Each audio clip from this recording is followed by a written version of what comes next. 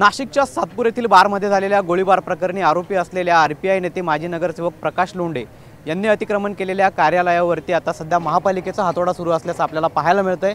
महापालिकेच्या माध्यमातून आज पहाटेपासून ही कारवाई जी आहे त्या कारवाईला सुरुवात करण्यात आलेली आहे। आपण जर या ठिकाणी बघितलं तर या नंदिनी नदीमध्ये असलेल्या अतिक्रमणावरती महापालिकेकडून हातोडा चालवला जात असल्याचं आपल्याला पाहायला मिळतंय। या ठिकाणी मोठा पोलीस बंदोबस्त या अतिक्रमण कारवाई दरम्यान तैनात करण्यात आलेला आहे। महापालिकेच्या कर्मचाऱ्यांचा अधिकाऱ्यांचा मोठा जो आपल्याला पथक आहे ते देखील या ठिकाणी पाहायला मिळते। नाशिकच्या सातपूर येथील बारमध्ये गोळीबाराची घटना घडली होती आणि या गोळीबारामध्ये पोलिसांच्या तपासात आरपीआय नेते माजी नगरसेवक प्रकाश लोंढे यांच्या संगनमतानं कट रचून हा गोळीबार झाल्याचं तपासात निष्पन्न झालेलं आहे आणि त्यामुळे आरोपी असलेल्या प्रकाश लोंढे यांच्या या अतिक्रमणावरती आपल्याला महापालिकेच्या माध्यमातून कारवाई केली जात असल्याचं पाहायला मिळतं। आपण जर या ठिकाणी बघितलं तर हे संपूर्ण महापालिकेचे कर्मचारी या ठिकाणी पाहायला मिळत आहेत, तर पोलिसांचा बंदोबस्त देखील आपल्याला या ठिकाणी पाहायला मिळतोय।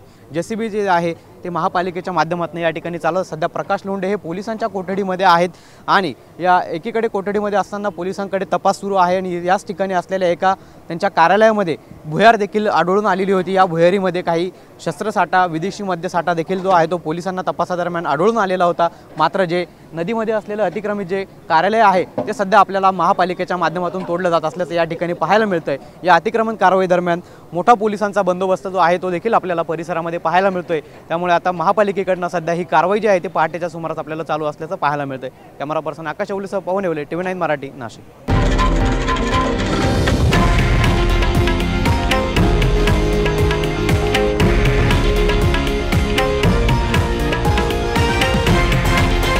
हे आहे देशातील नंबर 1 न्यूज नेटवर्क आणि आपण पाहत आहात TV9 मराठी, एकमेव।